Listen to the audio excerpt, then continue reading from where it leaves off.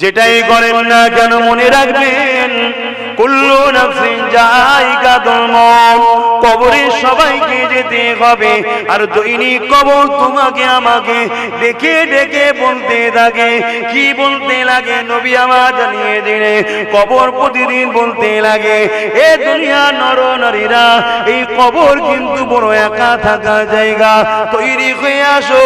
এই কবর কিন্তু মাটির ঘর, তৈরি হয়ে আসো। এই কবর কিন্তু পোকামাকড়ের জায়গা, তৈরি হয়ে আসো। এই কবরে কিন্তু তোমার সাথে কেউ থাকবে না। এই যুবকেরা, তাই দুনিয়া জিন্দেগিতে কারবার ব্যবসা বাণিজ্য করতে হবে, সবটাই নবীর সুন্নাত অনুযায়ী করতে হবে। কারণ আল্লাহ পাক কোরআনের মধ্যে জানিয়ে দিয়েছে, মা তাকুমুর রাসূল ফাখুযুহু ওয়া মা নাহাকুম আনহু ফান্তাহু। আমার নবী যা আদেশ করেছে মেনে নাও, আমার নবী যা নিষেধ করেছে ছেড়ে দাও।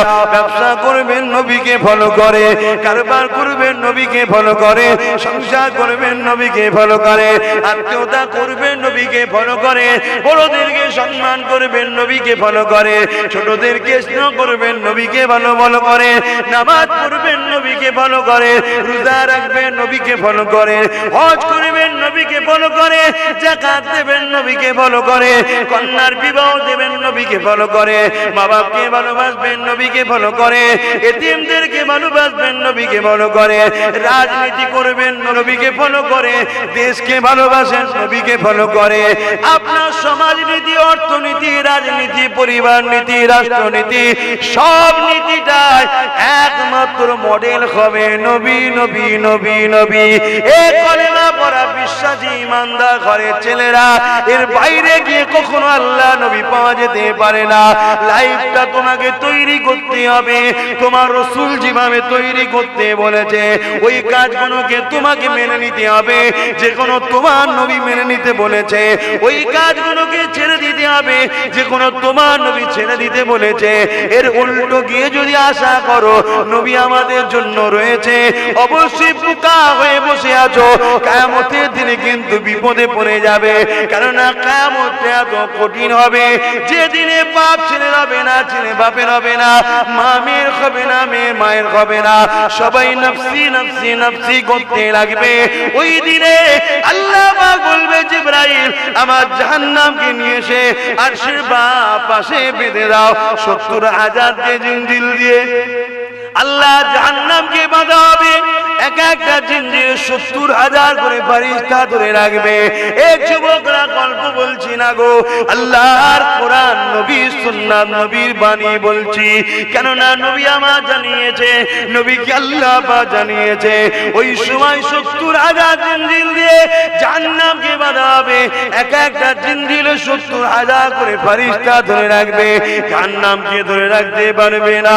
জাহান্নাম লম্বা লম্বা জিভ বার করে গুনাহগার উম্মত উম্মতিদের ধরতে যাবে।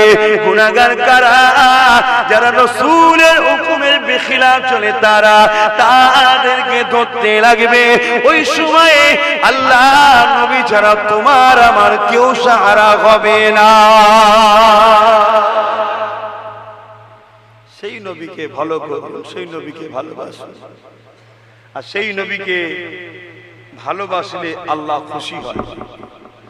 কেননা নবী হলেন আল্লাহর শ্রেষ্ঠ সৃষ্টি। জোরে বলুন সুবহানাল্লাহ। তাই রাসূলকে যে যত ভালোবাসে আল্লাহ তাকে ভালোবাসে।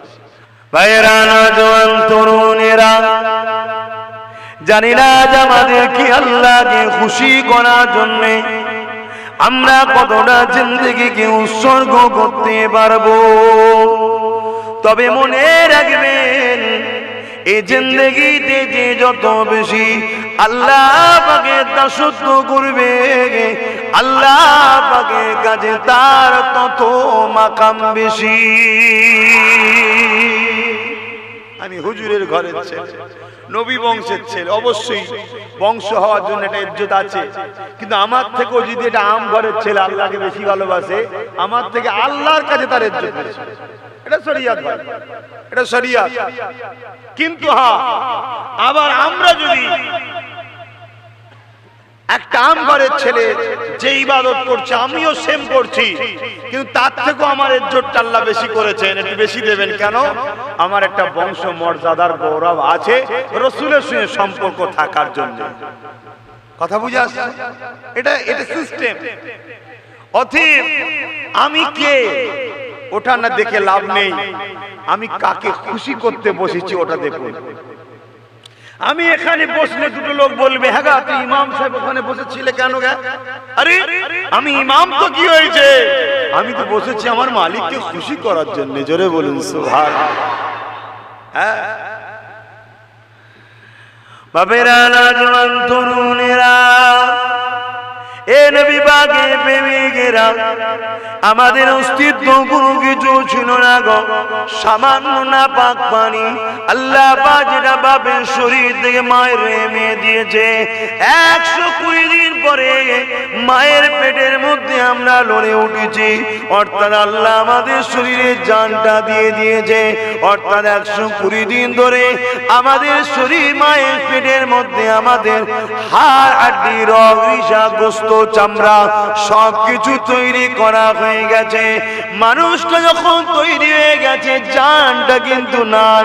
আমার আল্লাহ ওই যে রূহ তৈরি করেছিলেন, ওই রূহকে তখন তোমার আমার শরীরে ফুঁকে দেয়, ওই জানটা যখন আসে তখন তুমি আমি মায়ের পেটে লড়ে উঠি, তখন দুনিয়ার মায়েরা বড় আনন্দ খুশি হয়। সেই আল্লাহকে ভালোবাসে, তিনাকে ধরে, তিনাকে খুশি করার জন্য আজ আমরা এখানে জমায়েত হয়েছি। এখানে কে বড় লোক, কে গরিব, কে নেতা, কে মন্ত্রী, কে এমএলএ, কে প্রধান, কে ভিআইপি, ওসব কিচ্ছু না, আমরা সবাই আল্লাহর দাস দাসী, ঠিক না বেটি? তার খুশির জন্য তরুণেরা, কখনো কি নিজেকে দেখে চিন্তা করেছেন আল্লাহ পাক আমাকে আপনাকে কতটা ভালোবাসে? যদি আল্লাহ আমাকে আপনাকে চোখ না দিত তাহলে দুনিয়া দেখতে পেতাম না, মা বাপকে দেখতে পেতাম না, স্ত্রী সন্তান বাচ্চাদেরকে দেখতে পেতাম না, স্বামী আত্মীয় স্বজনকে দেখতে পেতাম না, এই জমিনটা কেমন, আসমানটা কেমন, খাদ্য গুলো কেমন দেখতে পেতাম না। আল্লাহ দয়া করে মেহেরবানি করে আমাকে আপনাকে দুটো চোখ দিয়েছে, বান্দা দুনিয়া জমিনে যা ভালো মন্দটা বুঝবি, এই চোখ দিয়ে বান্দারে মা বাপকে দেখবি। যদি কেউ মায়ার নজরে বাপ মাকে দেখি, আমি আল্লাহ জানিয়ে দিলাম তোকে আমি একটা মকবুল কবুলিয়াতের হজের সবটা দান করব। 3.5 লক্ষ টাকা হজ করতে যাচ্ছে না, গ্যারান্টি নেই কবুল হয়েছে কি, কেউ বলতে পারবে? কিন্তু ঘরে মা বাপের মুখের দিকে দয়ার নজরে, করুণার নজরে, স্নেহ ভালোবাসার নজরে, ময়ার নজরে তাকালে 100% কবুল একটা হজের সওয়াব পাওয়া যায়। জোরে বলুন সুবহানাল্লাহ। কিন্তু ওই 3 লাখের থেকে 30,000 মা বাপকে দিতে পারি না, ওখানে 3 লাখ খরচ করি, কেন স্টাম্প দরকার, হাজি সাহেব কি, এখানে মাকে দিলে তার হাজি সাহেব হওয়া যাবে না। দুনিয়া দুনিয়া দুনিয়া, আরে দুনিয়ার জন্য নাম কামিয়ে কি লাভ? তুমি যদি মাকে দিতে, আমি বলছি না যে হজ বন্ধ করে দাও, ওটা বলছি নাউজুবিল্লাহ, কিন্তু তোমার মাকে আগে দেখতে হবে। মাকে যদি তুমি দিতে, দুনিয়ার কেউ হয়তো তোমার হাজি সাহেব বলতো না, কিন্তু আমার আল্লাহ তোমার কপালে লিখে দিত যে এই বান্দাটার উপরে আমি রাজি হয়ে গেছি। জোরে বলুন সুবহানাল্লাহ। একটা হাজি সার্টিফিকেটটা বড় না আল্লাহ রাজি হয়ে গেছে এটা বড়? আমি বলছি না যে হজ করবেন না, নাউজুবিল্লাহ, ভুল বুঝবেন না। আমি ওই সকল মানুষকে বলছি যারা মা বাপকে দিতে কিন্তু বোধ করে, অথচ 3.5 খরচ করে হজ করতে যায়, মা বাপকেও দেয়, আল্লাহ আরো দিয়েছে, হজও করছে, আলহামদুলিল্লাহ, এটা ডবল জিনিস পেল, আল্লাহ রাজিও হয়েছে, হাজিও হয়েছে। জোরে বলুন সুবহানাল্লাহ। এটা আরো বড় বড় যার মানুষ, জি, একটা আম মানুষের নামাজ, একটা আলেমের নামাজ। আম মানুষ নামাজ পড়েছে নেকি, আলেম নামাজ পড়েছে নামাজের সব, কিন্তু আলেম হওয়ার জন্য একটা দরজা বেশি না কম। ঠিক তেমন একটা ছেলে মা বাপকে ভালোবাসে কিন্তু হজ করতে পারে না, ও শুধু মা বাপের খাদেম, আল্লাহ তার উপরে রাজি। আর একজন মা বাপকে ভালোবাসে, হজও করেছে, এর দুটো দরজা পেয়েছে, জোরে বলুন সুবহানাল্লাহ। কিন্তু মা বাপ ছেড়ে দিয়ে আজকে অনেক হচ্ছে না, হয়নি এরকম? বাপ রে বাপ, এক বাড়িতে বা এক পেটের মধ্যে 3টে 4টে 5টার জায়গা হলো, আর একটা বাড়ির মধ্যে 2টোর জায়গা হচ্ছে না। এগুলো বাপ মাকেও একটুখানি মেনে নিতে হবে, আমাদেরও কিছু কর্মে ত্রুটি হচ্ছে। ওটা একটাই রাস্তা, আমরাও নবীকে ছেড়ে দিয়েছি, আমাদের বাচ্চাগুলোকে নবী চিনাতে পারেনি। তাই তো আমাদের ছেলেরা রাত 2টোয় পটাকা ফুটায়। কি হয়েছে রে বাবা? বলছে আমার দল জিতে গেছে। তোর দল কোনটা?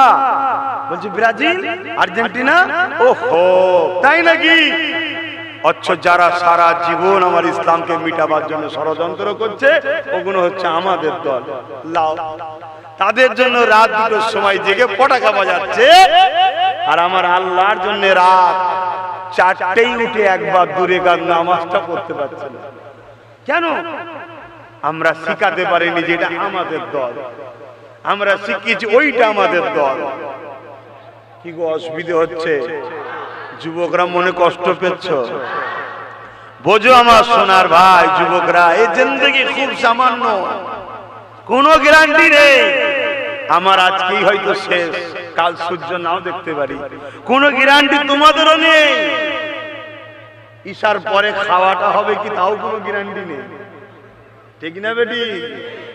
এই সামান্য জিন্দেগিটা যিনি দিয়েছেন এমনি এমনি দেয়নি, কিছু একটা উদ্দেশ্যে দিয়েছে, এই উদ্দেশ্যটাকে পালন করো। আল্লাহ আপনাকে আমাকে জিন্দেগি দিয়েছে, 2টো চোখ দিয়েছে, হাত দিয়েছে, এমনি দেয়নি। বান্দারের চোখ দিয়ে মা বাপকে দেখবি, বান্দারের চোখ দিয়ে আমার কুদরত দুনিয়াকে দেখবি, এ বান্দার চোখ দিয়ে নিয়ে সন্তানদেরকে দেখবি, স্ত্রী স্বামীকে দেখবি। বান্দা বান্দিরে এই চোখ দিয়ে বেশি বেশি করে আমি আল্লাহ আমার কালামুল্লাহ কোরআন শরীফকে বেশি বেশি করে দেখবি। আজকে এতগুলো তো যুবক বসে আছে, বলো কতগুলো যুবক আছো যে 1 মাসের মধ্যে একবার হলেও কোরআন শরীফ পড়েছো? যুবকরা হাত তুলবে, মুরব্বীরা না। যারা যারা পড়েছো হাত তোলো, যে 1 মাসের মধ্যে পড়িছি আমি কোরআন শরীফ, 1টা 2টো। যারা পড়েছো তুলবে, যারা পড়ুনি একদম তুলবে না, তাহলে মুনাফিকি হয়ে যাবে। 1 2 এটা জাহিরি ইবাদত, লজ্জা নেই। এটা গোপনের ইবাদত না যে কোরআন পড়লে জানানো যাবে না, না, এটা জাহিরি ইবাদত, বলা জায়েজ আছে। 1 2 3 4 5 6 7 8 9 10, এই কয়েক, দেখুন 1 মাস। আচ্ছা, 2 মাসের মধ্যে কারা কারা কোরআন শরীফ পড়েছে?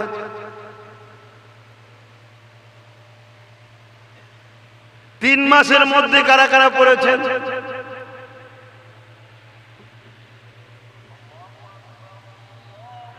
অথচ হযরত মুসা আলাইহিস সালাম, এ যুবকরা শোনো মন দিয়ে, আল্লাহ পাক তোমাকে আমাকে ছাড় দিয়েছে, ছেড়ে কিন্তু দেয়নি। মনে রাখবে, ভালোই তো রয়েছি, কিছুই তো ক্ষতি হচ্ছে না, ভুল তোমার হচ্ছে, কারণ আল্লাহ পাক ছাড় দিয়েছে, ছেড়ে কিন্তু দেয়নি। একদিন তোমাকে ডাকবে, সুম্মা নুফিকা উখরা ফাইযা হুম কিয়ামুন ইয়ানজিরুন, আবার সিংহায় ফু দেওয়া হবে, যেমন নাগল দিলে আলু ওঠে জমিন থেকে, তুমি আমি মাটি থেকে উঠতে থাকবো। ওই দিনটা হবে বিচারের দিন, ময়দানে মাশর।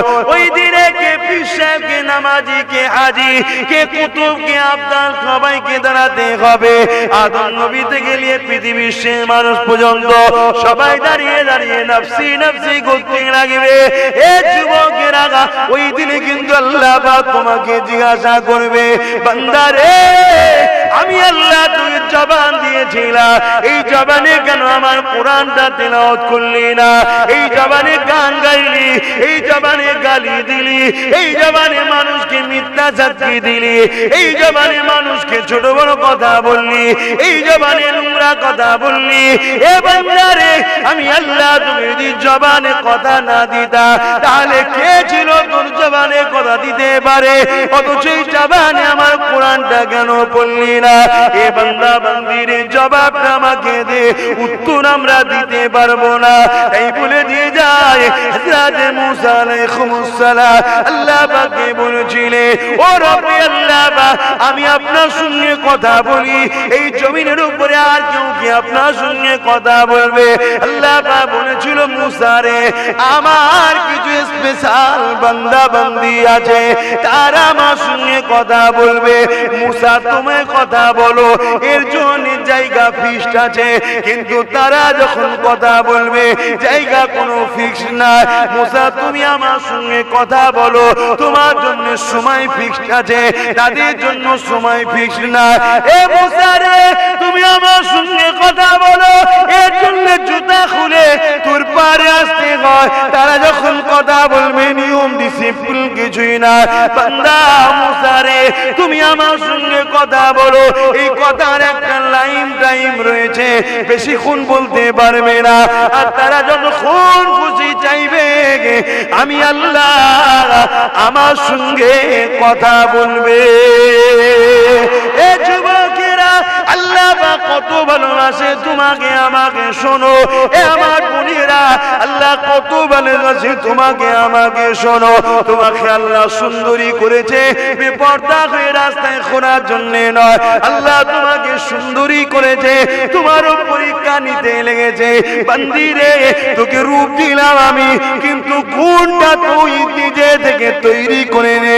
তুই যদি খাতুনে জান্নাতকে ফলো করি তাহলে খাতুনে জান্নাতের সঙ্গে জান্নাতটা পেয়ে যাবি।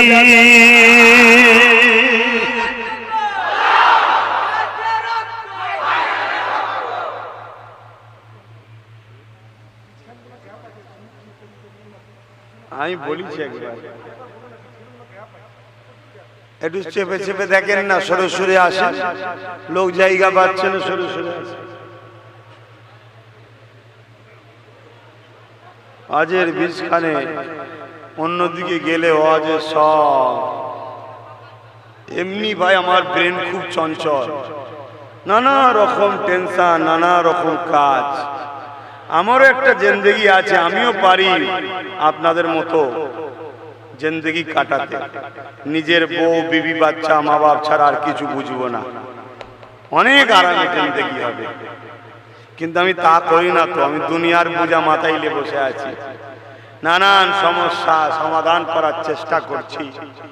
বিশেষ করে এই বাচ্চা ছেলে মেয়েগুলোর ভবিষ্যৎ কি করে বড় হবে, কি করে এরা মাথা তুলে ইজ্জতে রুটি খাবে, কি করে এরা মাথা তুলে নিজের ধর্মকে স্বাধীনভাবে মানতে পারবে, এর জন্য অনেক চেষ্টা করছি। এর জন্য মাথা সবসময় চঞ্চল, সব সময় চারিদিকে ব্রেন ছুটছে, এক জায়গায় ধরে রাখতে পারছি না ব্রেনকে। দরুদ শরীফ আল্লাহুম্মা সাল্লি আলা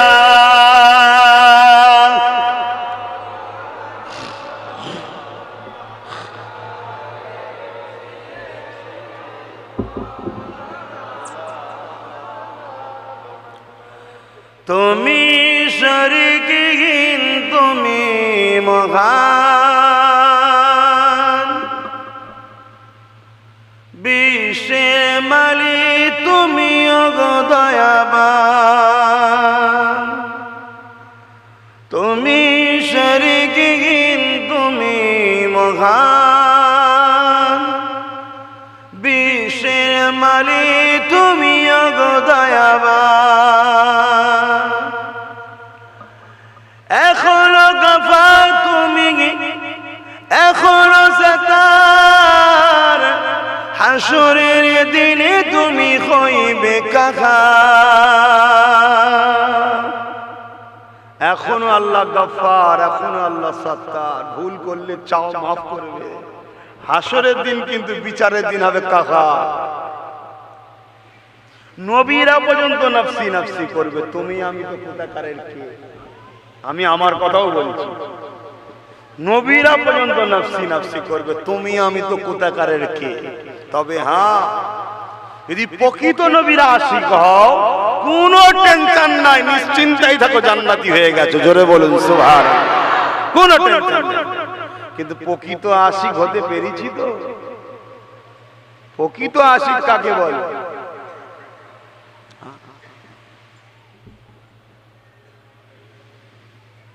প্রকৃত আশিক কাকে বলে?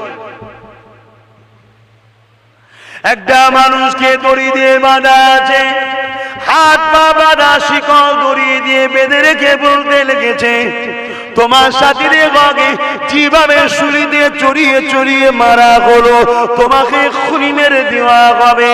এই যুবকেরা ছুরিতে আগে চড়িয়ে দেওয়া হতো, একটা ধারালো মুকুটটা চুষ থাকবে, রড থাকে বড়, পায়খানা রাস্তায় বসিয়ে দেওয়া হয়, ওটা আস্তে আস্তে গিয়ে মাথাতে বেরিয়ে যায়। এইভাবে তাকে শাস্তি দেওয়া হয়, একে বলা হয় ছুরিতে চড়ানো। এইভাবে চোখের সামনে তার ভাইগুলোকে ছুরিতে চড়িয়ে চড়িয়ে মেরে দেওয়া হলো। এবারে তাকে মারতে নিয়ে যাচ্ছে, হাতে দড়িগুলোকে টেনে টেনে। আর ঠিক এমন সময় তাই বলতে লেগেছে, তুমি কি চাও না ঘরে গিয়ে স্ত্রীকে নিয়ে থাকবে? তুমি কি চাও না ঘরে গিয়ে বাচ্চাদেরকে নিয়ে থাকবে? তুমি কি চাও না তুমি তোমার জিন্দগিটাকে ফিরে পাবে? তাহলে একটা ছোট্ট কাজ করে দাও, তাহলে তোমাকে আমরা আজাদ করে দেবো। কি কাজ করতে হবে? শুধু তুমি তোমার জায়গাতে মুহাম্মদকে বুঝিয়ে বাজিয়ে নিয়ে আসো, তোমার মুহাম্মদকে ছুরিতে চাপাবো, নাউজুবিল্লাহ, তার বিনিময়ে তোমাকে ছেড়ে দেবো। ওই সময় যুবকটা চোখ ভরা পানি নিয়ে বলছে, শোনো জালিম, একবার নয় 1000 যদি আল্লাহ জান দেয়, প্রতিটা জান ছুরিতে দিয়া পছন্দ করি, কিন্তু আমার মোস্তফার পায়ে কাঁটা ফুটে যাওয়া পছন্দ করি না। প্রেম, প্রেম। আমরা একটা কাজ ছেড়ে নবীর মাহফিলে যেতে পারি না, আমরা একটা চেয়ার ছেড়ে নবীর মাহফিলে বসতে পারি না, আমরা একটা নিজের সাথে করে নিয়ে কিছু নেই, জায়গা নেই, তো কি হয়েছে, চল এখানেই বসে যায়। যদি বলা হতো 500 টাকা দেবে যারা লাইনে বসবে, এক্ষুনি তো কাদা কাদা দেখতো না, বসে পড়তো 500-র জন্য। এই কথা ভুল হচ্ছে না? তাহলে আমরা কিসের আশিক? আমার তো মাথায় ঢোকে না। মাঝে মাঝে ভাবি যে খোদা, আশা তো করে আছি, তোমায় নবীকে ভালোবাসি, জান্নাত যাবো, ফসকে যাবে না তো? কেন আমরা তো সেই আশিক হতে পারিনি, আমরা তো সেই আশিক হতে পারিনি। এক মহিলাকে ধরেছে মক্কার বাজারে, লোক ভর্তি, মহিলাকে দাঁড় করিয়েছে, আবু জেহেল, এই দাঁড়া, শুনলাম তুমি নাকি মুহাম্মাদের দলে চলে গেছো, আমাদের দল ছেড়ে দিয়ে। বলছে হ্যাঁ। কেন? মুহাম্মদ সত্যের পক্ষে, ন্যায়ের পক্ষে, ইনসাফের পক্ষে, ইনসানিয়তের পক্ষে, কল্যাণের পক্ষে, মানবতার পক্ষে, আমার স্রষ্টার পক্ষ থেকে তিনি মেসেঞ্জার হয়ে এসেছে, তাই তিনাকে মেনে নেওয়াটা এটা আমার দায়িত্ব, আমি মেনে নিয়েছি। বলুন সুবহানাল্লাহ। আবু জেহেল বলছে, জানো তুমি কি বলছো, তোমার কি শাস্তি হতে পারে? কি শাস্তি হবে? তুমি যত জোরই আমার উপরে চালাও না কেন, মুহাম্মদ রাসূলকে যে জায়গা দিয়ে দিয়েছি, ওই জায়গা থেকে তুমি আর জীবনে বার করতে পারবে না। জোরে বলুন সুবহানাল্লাহ। আল্লাহ যে বলেছিলেন, বান্দা পরীক্ষা 9 ঘন্টা বেজে গেলে আর সময় পাবি না, এই পরীক্ষা তিনাদের নিয়েছে, আমাদেরও নিবে। আমাদের পরীক্ষা একটু ছোট ছোট। কি পরীক্ষা? ঘর থেকে উঠে মাহফিলে একটু বসা। কি পরীক্ষা? আসসালাতু খায়রুম মিনান নাওম বলেছে, একটু ঘুম থেকে উঠে মসজিদটায় যাওয়া, একটু নামাজটা পড়া। কি পরীক্ষা? সংসারে একবেলা হয়, আর একবেলা হয় না, হয়তো দুবেলায় হয়, ডাল ভাত হয়, গোশ মাছ জোটে নে, কিন্তু হারামটা লোবো না, আমার ডাল ভাতই ঠিক আছে। সামান্য সামান্য পরীক্ষা রে বাবা। আর আগেকার সময় পরীক্ষা নিয়েছে, মায়ের সামনে জেন্ত ছেলেগুলোকে কড়াই ফেলে দিয়েছে, তথাপিও তারা সব ত্যাগ করেছে, আল্লাহ আল্লাহ রাসূলকে ছাড়েনি। দরুদ শরীফ, আল্লাহুম্মা সাল্লি আলা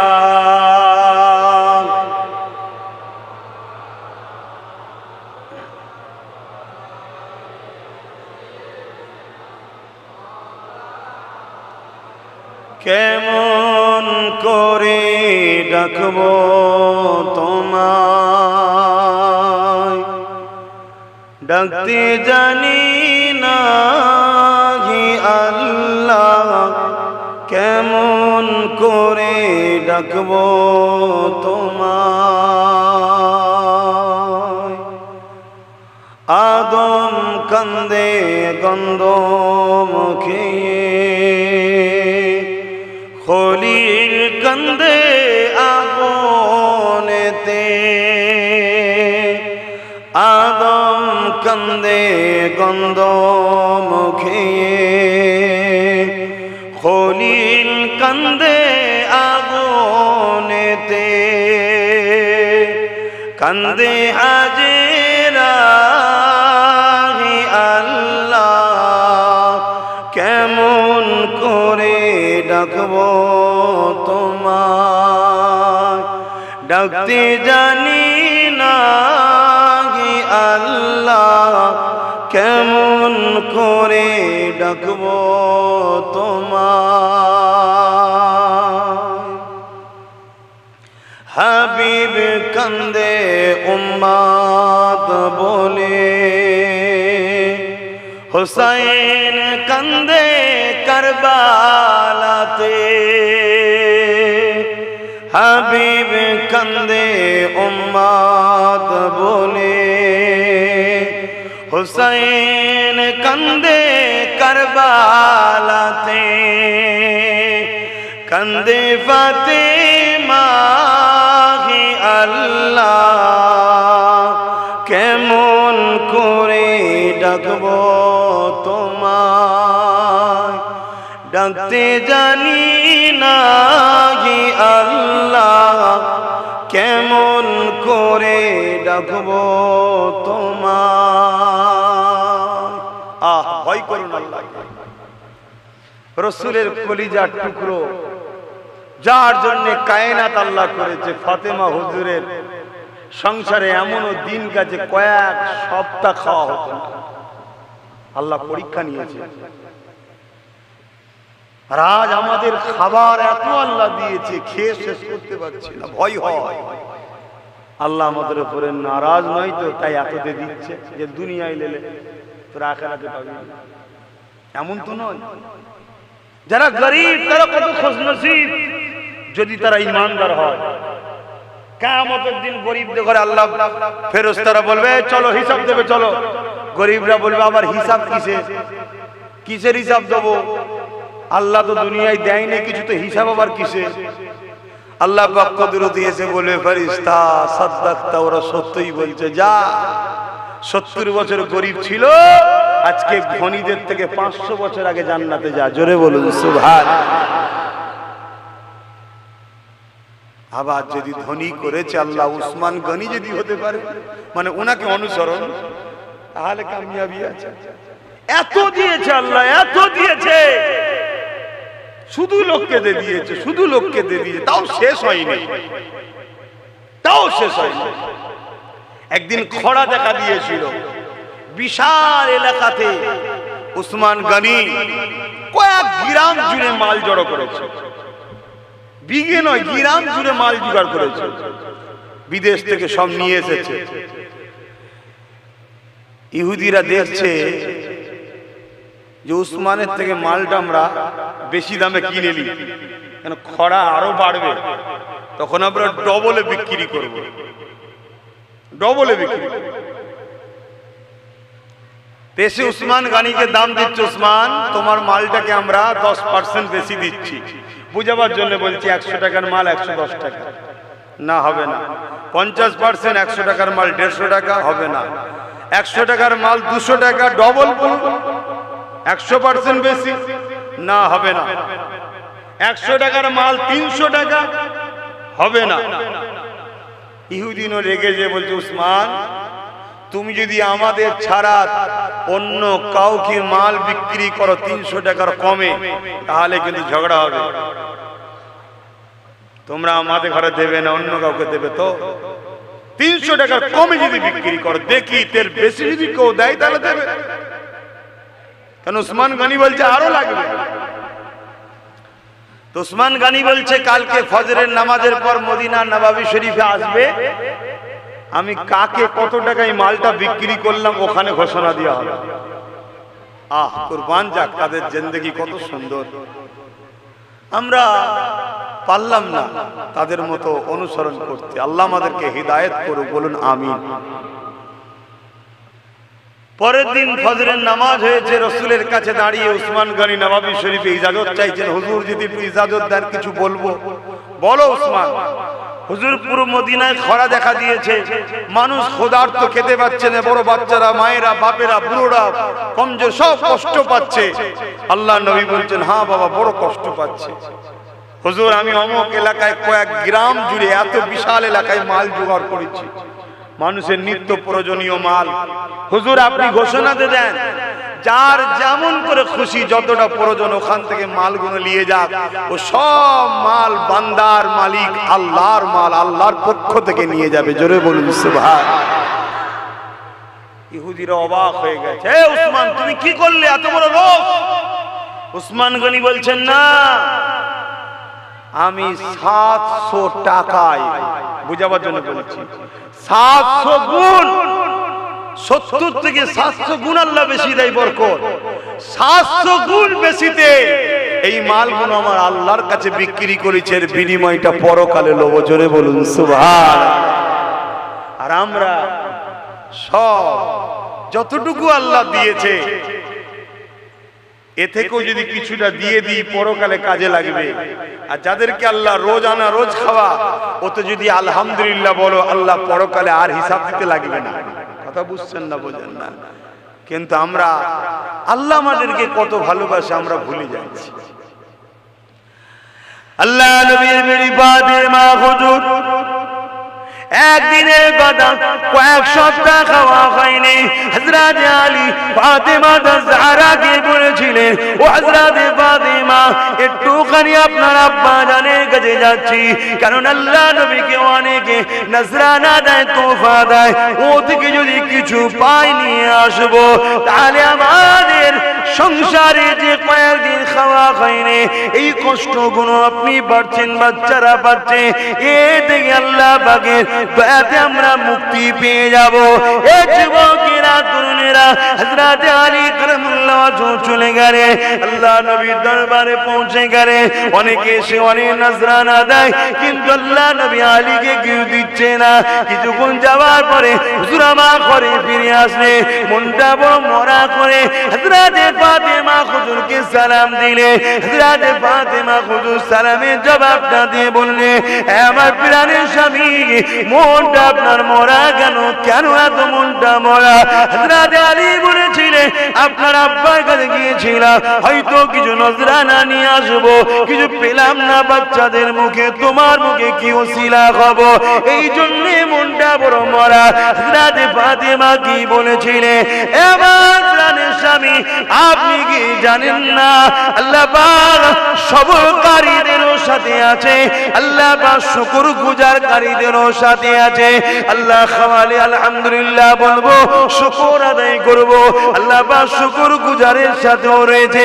আল্লাহ না খাওয়ালে সবর করব, সবরকারীর সাথেও আমার আল্লাহ পাক রয়েছে। আমার আল্লাহ যদি ফাতেমাকে শুকিয়ে রেখে খুশি হয়, আমরা কেন সেই আল্লাহর জন্য শুকিয়ে থেকে খুশি হব না?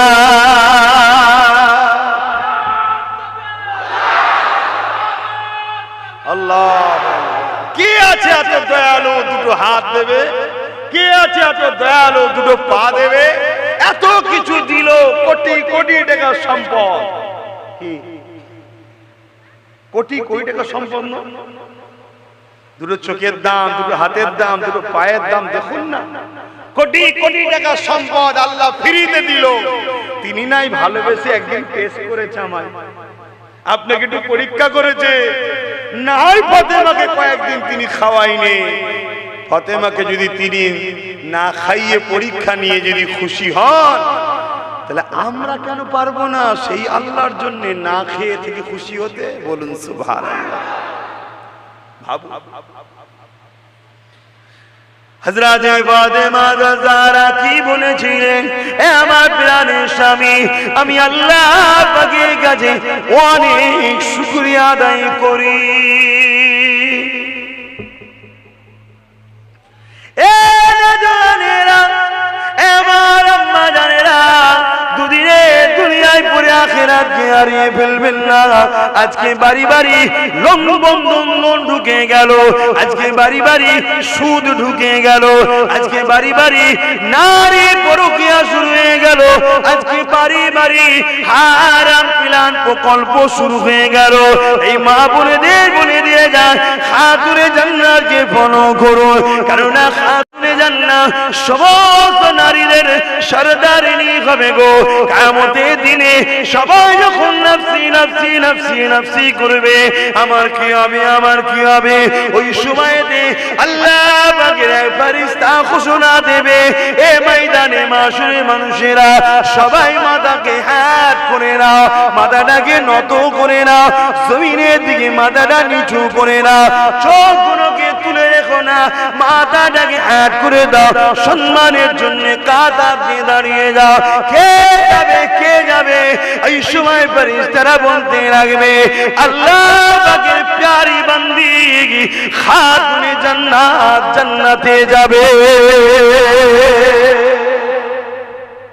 এমনি এত সম্মান পাই, আল্লাহর পরীক্ষায় তারা কামিয়াবি হয়েছে।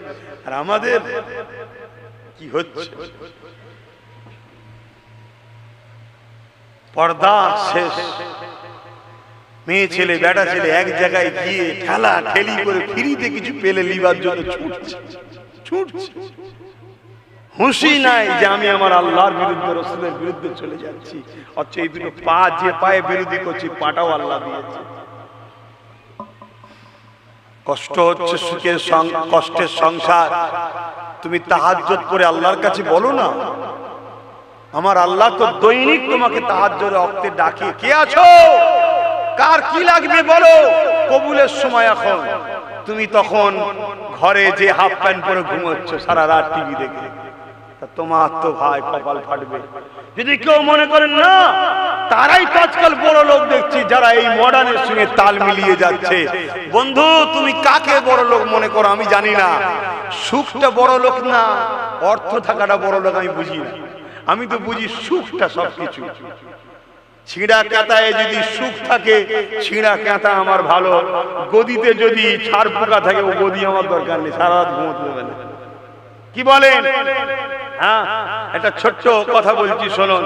দু বন্ধু ছিল ছোট্টবেলা থেকে পড়াশোনার লাইফে, দু বন্ধু, দুজনেই কিন্তু বড় আল্লাহকে ভালোবাসতেন। দু বন্ধু ছিল, একজন বন্ধু আল্লাহ পাকের হুকুমে রাজা হয়ে গেছে, নেতা হয়ে গেছে, বিশাল এলাকার শাহিনশাহ রাজা হয়ে গেছে। আর এক বন্ধু, সে আল্লাহ পাকের ইবাদতে এক জায়গায় ধ্যানে মশগুলে আছে। যে রাজা হয়েছে তাকে আল্লাহ অনেক দিয়েছে, আর যে ইবাদত তার তো ঘরও নেই, দোরও নেই, গাছের পাতাতে কোনো রকম থাকে। তাই ধনী বন্ধু, রাজা বন্ধু, ও প্রতিদিন রাজ দরবার থেকে গরিব বন্ধুকে খাবার পাঠায় একজন চাকরের মাধ্যম দিয়ে, কর্মচারীর মাধ্যম দিয়ে। তো কর্মচারী একদিন ভাবছে, আমাকে তো রোজ রাজা হুকুম করে ওই জায়গায় যে কষ্ট করে দিয়ে আসতে, উনি রাজ গদিতে বসে আছে আরামে, আর কত আরামের গদিতে ঘুমোয়, হ্যাঁ গোলাপের পাপড়ি ছড়ানো থাকে, হাত থাকে, কত আরাম। এগুলো রাজা দেখারে করতে হয়, বাস্তব দুনিয়ার সাথে টালি দিয়ে চলতে দেখাতে হবে। কারণ এখন মানুষ নেই, মানবে না। এখন যদি আমার দেশের বা কোন দেশের যদি কেউ ছিঁড়া ফাটা কাপড় পরে যদি দেশের কেউ নেতা হয়, তাকে লোক গুরুত্ব দেবে না, ঠিক না বেটি? এখন যদি আগে পিছু 10টা গাড়ি থেকে সে চোর হলো, বলবে নেতাজি জিন্দাবাদ। কি এখন এগুলো চলছে, কথা বুঝা যাচ্ছে? একটা বিচার যখন কেউ করতে বসবে, আজ ছিঁড়া ফাটা ধুলো বালি মাখা নোংরা কাপড় পরে বসে, লোক কি কেউ গুরুত্ব দেবে? রাজার একটা শান থাকবে, শানটা কতটা তার নফস ভোগ করছে ওটা আল্লাহ জানছে। কিন্তু ওই শানের মধ্যেও যদি সে আল্লাহকে ভয় করে চলে, তাহলে সে কামিয়াবি হবে। জোরে বলুন সুবহানাল্লাহ। বুঝাবার জন্য বলছি, বেশি দিন তো যেতে হবে না। এখানে অনেক ছেলে দেখেছে আমার মেজে হুজুর পীর কেবলাকে আল্লাহ তো বাদশা করেছিল, বাদশা। কথা বুঝছেন না? এখান থেকে 2-3 কিলোমিটার লাইন লেগে যেত মুসাফা করে লোক টাকা দেবে বলে, কিন্তু অনেকে দেখেছে। তারপরেও কিন্তু উনি কি ওই টাকার দিকে তাকিয়ে থাকতো? কোথায় যেত, কে নিয়ে যেত, কারা দায়িত্ব রেখেছে, কি হতো, কোনো ধান্দাই নেই। উনি ধান্দায় আছে আমার আখিরাতটা কি হবে। জোরে বলুন সুবহানাল্লাহ। ভাইরা আমার, নিজের চোখে দেখা মানুষ যাকে পেয়েছি তার কথা বললাম। তুই একদিন আল্লাহর ওলি রাজাটা যে, তিনিও তো আল্লাহর ওলি, ওই রোজ চাকরটা ভাবে উনি আরামে বসে থেকে আরামে শুয়ে থাকে, আমার কষ্ট কি বুঝবে। একদিন রাজা বলেছে, তুই আজকে ভালো তারে সেজে বুঝে ফ্রেশ হয়ে আয়, আমার গদিতে তুই আজকে শুবি। আয়। ও তো খুশিতে বাগে বাগ, রাজা সেই গদিতে শোবো। যে দেখছে বিরাট আতর খুশবু, গোলাপ, গোলাপের পাপড় ছড়ানো, বিশাল ফুলের টুল সাজানো, বিরাট ব্যাপার। যে খুব খুশিতে শুয়ে আছে। রাজা মশাই এমন সময় আসছে, উঠতে গেছে। উঠবে না, শো, আমি তোমায় হুকুম দিচ্ছি, কোনো ভয় নেই, তুমি শো। তবে একটা কথা আমি তোমায় বলবো, ওই কথাটা শোনার পরে যদি লড়েছো তাহলে জাল্লাদকে দিয়ে তোমাকে কতল করা হবে। কথাটা শোনার পরে সারা রাত এখানে শুয়ে থাকতে হবে। কি কথা? একবার উপর দিকে তাকাও। উপর দিকে তাকিয়ে দেখতে ঠিক ওর বুকে সোজা দুদিকে ধারাওয়ালা তরোয়াল সরু সুতোতে ঝুলছে। রাজা বলে দিয়ে চলে গেল। ফজর হয়েছে, সবাই উঠেছে, ও উঠেছে, নামাজ পড়তে এসেছে। রাজা মশাই নামাজ পড়েছে, জিজ্ঞেস করছে ঘুম কেমন হলো? বলছে রাজা মশাই আমার ছিঁড়া কাটা ঠিক ছিল, সারা রাত ঘুমাতে পারি না, আল্লাহ কখন না পরে কখন না দুটুকরো হয়ে যায়, কখন না পরে কখন না দুটুকরো হয়ে যায়। রাজা বলছে শোনো, তুমি আমার গদি দেখেছো, তুমি গদিতে শুয়ে তরোয়ালটাকে জানা ভয় করেছো, ওই গদিতে বসে আল্লাহকে তার থেকে বেশি আমি ভয় করি। জোরে বলুন সুবহানাল্লাহ। অতএব ধনী হলেই যে খারাপ আমি ওটা বলছি না, তার চলনে, তার কাজ কামে, তার ভাষাতে, তার আখলাকে পাওয়া যাবে। কাউকে কখনো জুলুম করে না, পয়সার গরম দেখায় না। দেখেছিস আমায় চিনিস, দেখবি কি করতে পারি, এরকম কখনো করে না। কথা বুঝে আসছেন? জানবেন এই লাইনে আছে। আর একটু না হতে না হতে বাপ রে বাপ, ও পিক কার গায়ে ফেলের হুঁশ নাই। কি আছে না? না, রাস্তার ধারে কোনো গরিব গেলে এমন চাকা মারলো গাড়ি, ছিটকে তার একদম গা আমায় ভর্তি করে, আবার কিছু বললে নেবে মারবে, বলারও লাইন নেই। কি গো, কাঁচা পয়সার হয়ে গেলে হয় না, হয় না, ওই রে তাহলে শেষ হয়ে যেতে। হাসেন আল্লাহ আমাদের হিসাব নেবে। দুনিয়ায় আল্লাহ আমাদেরকে চার দিয়েছে, ছেড়ে কিন্তু দেয়নি। হযরতে খাতুনে জান্নাত একদিন আবার দিনা সংসারেতে কয়েকদিন খাওয়া হয়নি। হযরত আলী নবীর দরবারে বসেছিল, নবীর দরবার থেকে এসে খাতুনে জান্নাতকে জানিয়েছে, ও হযরতে খাতুনে জান্নাত, আপনার আব্বাকে একজন সাহাবী একটা খাসি বকরি নজরানা দিয়েছে, কয়েকদিন তো আমাদের সংসারে কিছু খাওয়া হয়নি, আপনি যদি গিয়ে ওই বকরিটা নিয়ে আসে তাহলে আমাদের বাচ্চাদের নিয়ে খানাটা দানের সুবিধা হবে। হযরতে ফাতেমা জাহরা আব্বার কাছে গিয়ে ব্যাপারটা খুলে বলল, আব্বা জান বকরিটা আমাদের করে দিন, আমরা নিয়ে যে খাওয়া দাওয়াটা করব। আল্লাহ নবী বলেছিল, এ হযরতে ফাতেমা, বেটি ফাতেমা, তুমি কি বকরি চাও না আমি তোমাকে দুটো দোয়া শিখাবো, যার বিনিময়ে আল্লাহ পাকের কাছে আরো প্রিয় হয়ে যাবে। হযরতে ফাতেমা তো ক্ষুধার্ত অবস্থাতে কি উত্তর দিয়েছিলে, আব্বা জান আমি বকরি খাসি চাই না, আমি ওই দোয়া চাইতে চাই যেটা করলে, কাজ করলে আল্লাহ পাকের কাছে আরো প্রিয় হওয়া যাবে।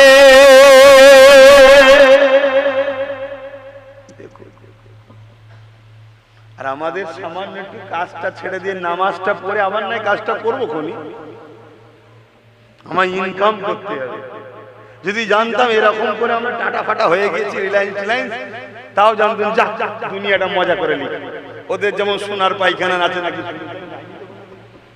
দাওয়াতটাও আমায় দেয় না, ওরা ওদের লাইনের লোককে দাওয়াত দেয়। কথা বুঝছেন? আর ওদের দাওয়াতের আশাও আমি করি না। ভিখারির বাড়িতে পান্তা ভাত খাওয়া ভালো, তো কারো ঝাড়া পয়সায় খাওয়া ভালো না। কি বলেন? কেন কিয়ামতের দিন সাপ হয়ে কামড়াবে। কথা বুঝে আসছে? এই সব পরিস্থিতি, কিন্তু আমরা এই ত্যাগকে স্বীকার করতে পারছি না। আল্লাহ আমাদের সকলকে বুঝার তৌফিক দান, বলুন আল্লাহুম্মা আমিন। কেন দুনিয়াটা চিরস্থায়ী নয়। আমরা মনে করি পৃথিবীটা বিশাল। কে বলেছে বিশাল পৃথিবী? যিনি সৃষ্টি করেছেন তিনি বলছেন প্রথম আসমানের কাছে পৃথিবীটা একটা ফুটবলের নাই। পৃথিবীর মধ্যে যেটা ফুটবল লাগেন যতটুকু, প্রথম আসমানের কাছে পৃথিবীতে একটা ছোট্ট ফুটবলের নাই, একটা ছোট্ট জিনিস, একটা বিন্দু। তাহলে আমার আল্লাহ পাকের সাতটা আসমান, কি ক্ষমতাবান তিনি। আর এই সামান্য দুনিয়া নিয়ে আমরা ভাই ভাইকে মারছি, ছেলে মাকে কষ্ট দিচ্ছি, মা কি বলেন স্ত্রী স্বামীকে কষ্ট, স্ত্রী স্বামী স্ত্রীকে কষ্ট দিচ্ছে, নেতা গরিবকে লুটছে এই সামান্য দুনিয়ার জন্য। আচ্ছা, কিন্তু কিছুই নিয়ে আসিনি আর কিছুই নিয়ে যেতে পারবো না। যেটা নিয়ে যেতে পারবোটা কি? উসওয়াতুন হাসানা, নবীর সুন্দর আখলাক যেটা রেখে গেছে, ওটা যদি আমাদের জীবনে আনি, ওটাকেই সাথে করে নিয়ে যেতে পারবো। জোরে বলুন সুবহানাল্লাহ। আল্লাহ পাক আমাদেরকে পরীক্ষা নেবে।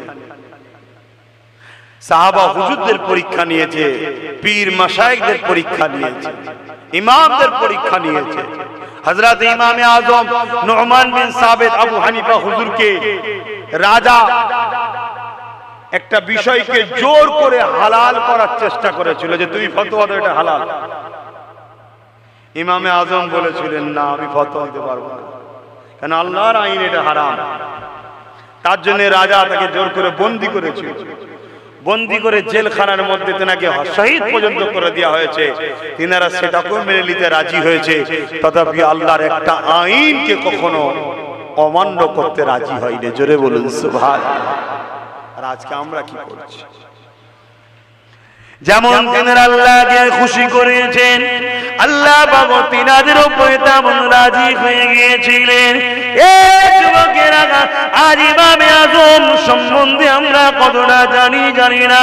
এই পৃথিবীর জমিনে মানুষ দুনিয়া আমরা বেঁচে আছি, আমাদের চাল চলন কথাবার্তায় দুনিয়ার এক শ্রেণী মানুষেরা আমাদেরকে মারার জন্য ঘুরে ঘুরে বেড়ায়। আর ইমামে আযম দুনিয়া থেকে চলে যাওয়ার পরে উনার জানাজা দেখে 90 লক্ষ বেঈমান ইমানের কলেমা পড়ে মুসলমান হয়েছিল।